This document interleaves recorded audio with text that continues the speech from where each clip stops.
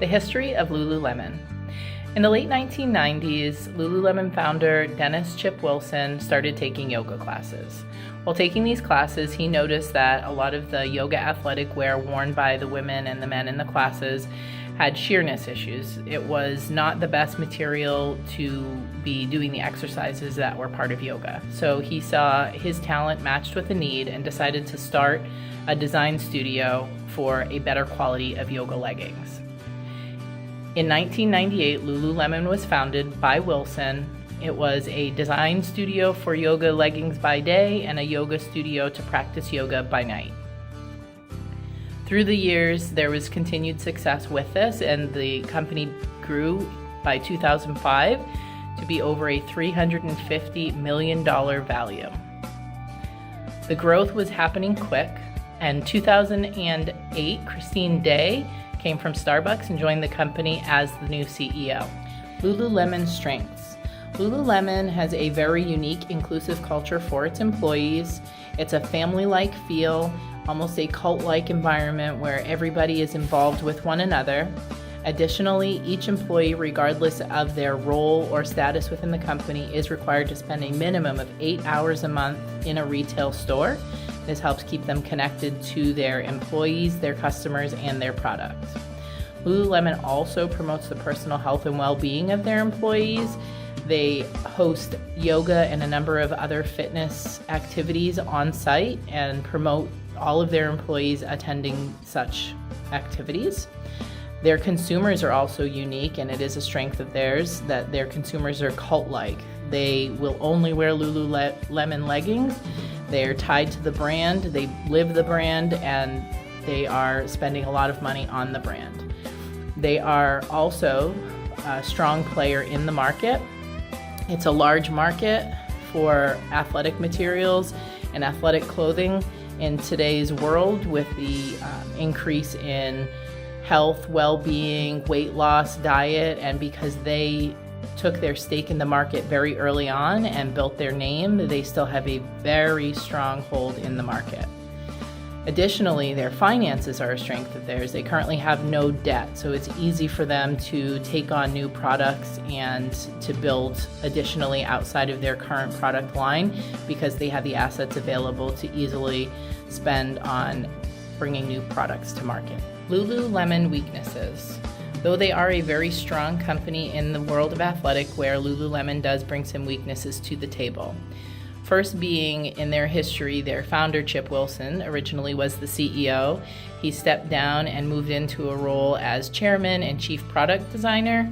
He struggled with the change in roles, was still looking to be the decision maker, looking to be in charge, and that caused for some identity crisis within the organization. The employees weren't sure who was the one that was calling the shots, and it caused some issues within their organization. Additionally, with their 2013 legging debacle and their sheerness issues, they struggle with quality control. They were focusing on putting product to market and not taking the time to make sure that their quality control gates were in place. Another reason that Lululemon may struggle in the market is their price. Their price is much higher than some of their competitors. They say that their quality is also much higher, so it warrants the price, but it is something that they do struggle with and could struggle with in the future. The other struggle with Lululemon is that they are known primarily for yoga wear.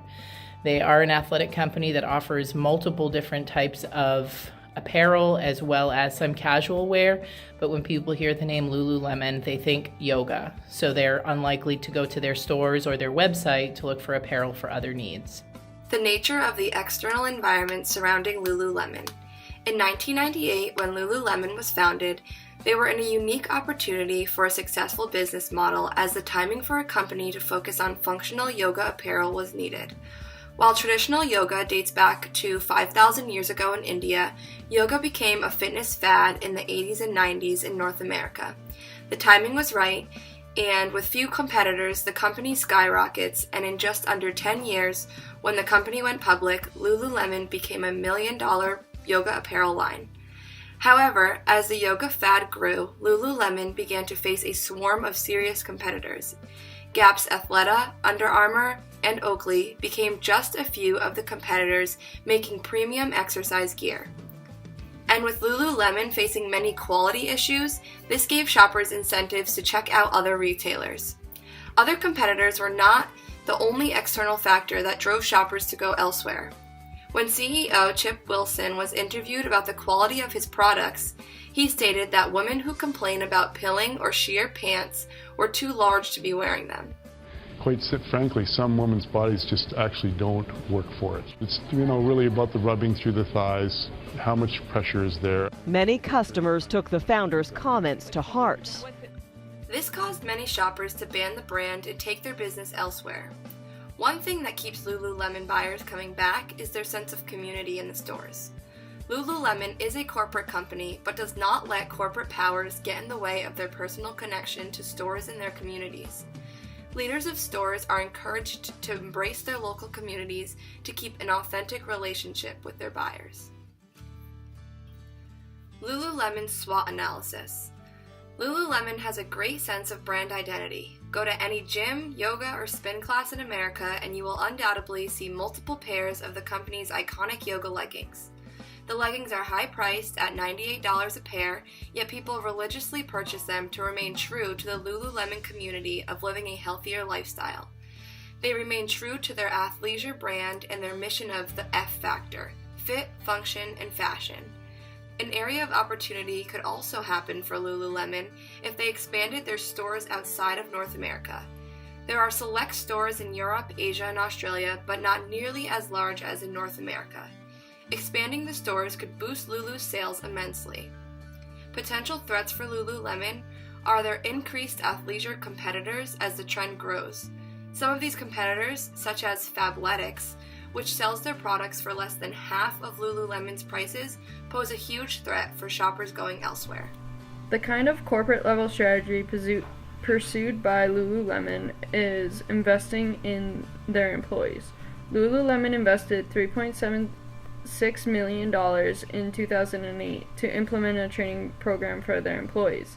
This training program was not just about the skills they need to work at Lululemon, it was also about training their employees to learn personal accountability and how to set goals. They set goals at these trainings and then implemented the goals into the company's culture. The company looks to train the people and help them grow as individuals rather than employees. The nature of the company's business level strategy is a little different. They try to create retail stores that each seem like their own individual store. So each Lululemon store you walk into will not be set up the same way or run exactly the same.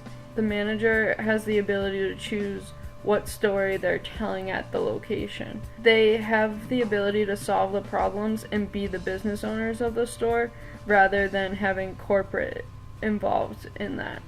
Lululemon is all about their employees and growing them as individuals. The compensation plan for store managers aligns with the elevated position because it allows them to take risks and make their own decisions but holds them accountable for those risks and decisions. Store managers receive 80% of their salary as a base pay and 20% as commission, which means that they will want to make the best decisions and calculate risks so they are rewarded for them. On top of this, they are also bonus eligible for going above and beyond with no limit to the bonus. Lululemon understands that there is potential for things to go wrong with this type of strategy and decentralized control, and their brand could be misrepresented at times. They accept this risk and work with stores to correct issues and ask them what they could have done differently in order to learn from it. After 5.5 years with Lululemon, Christine Day decided to resign as CEO for personal reasons. When asked to elaborate, she simply stated that it was time for her to move on and that Lululemon has plans in place for the next phase of their development, and it was time for a new CEO to drive the company to this next phase. Lauren Provident replaced Day in 2014 and focused on regaining Lululemon's growing position by maintaining leaner inventory and increasing the men's line.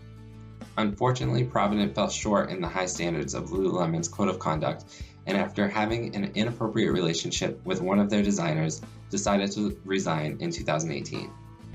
After this, Calvin McDonald became Lululemon's new CEO and a member of the board of directors on August 20th, 2018.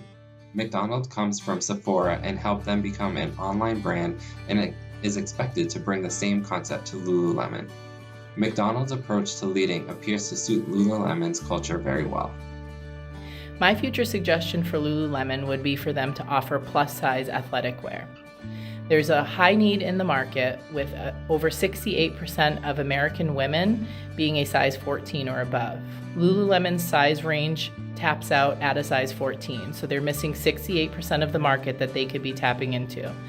It's also a good portion of the market where people are looking to improve their health and are looking for athletic wear and would likely be willing to spend money on good, supportive, well-structured athletic wear. My suggestion for Lululemon would be to start a membership club.